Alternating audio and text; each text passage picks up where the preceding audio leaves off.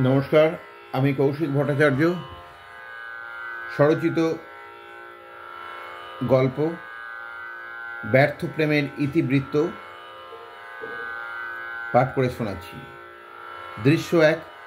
কমল একটা কাগজে কি লিখে কণাকে দিচ্ছে, কণাও তার উত্তর লিখে দিচ্ছে। ঘটনাটা চোখে পড়তেই দুজনকেই কান ধরে দাঁড় করিয়ে দিলেন ম্যাডাম।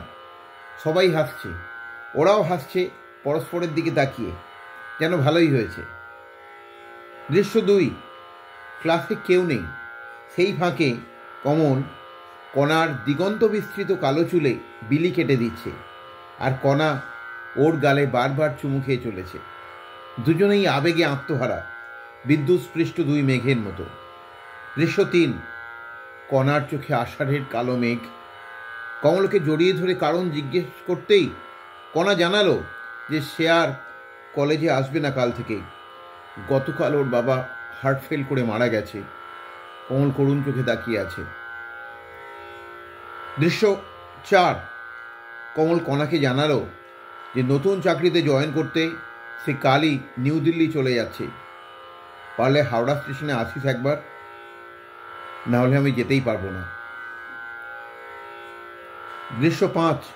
যখন কমলের গাড়ির জানলায় মুখ রাখল কণা, ওর সারা পৃথিবী যেন সেইখানে।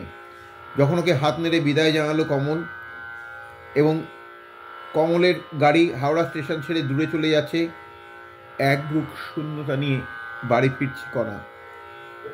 দৃশ্য 6। বারবার কণাকে ডেকেও পাচ্ছে না ওর মা।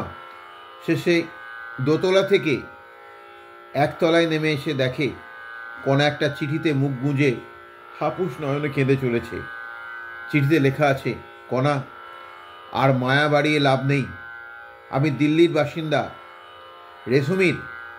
রেশমির পেইং গেস্ট ছিলাম।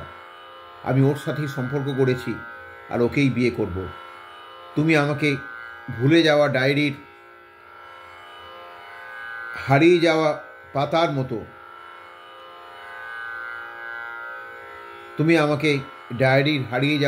মতো, ভুলে যেও।